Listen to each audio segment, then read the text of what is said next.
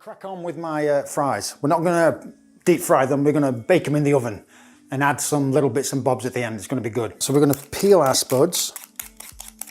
I don't think you need to deep fry potatoes to get a good flavour. You can bake them and they can still taste delicious. I want these to be fairly thick, like steak fries. I don't want these to be really thin on my sandwich. And they're all different shapes and sizes, and that's fine. But I want them pretty thick. Right, these are all cut. Different shapes and sizes, like I said, and that's fine. We're going to remove the starch because I want my fries to be nice and crispy. So I've got a bowl of water, and we're going to add them to the water.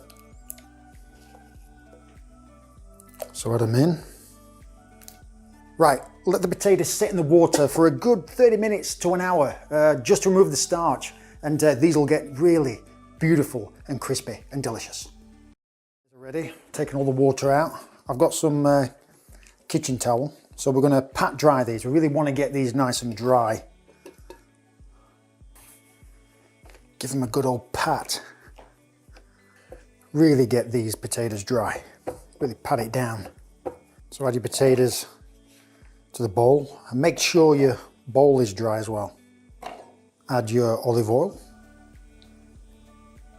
and your garlic powder.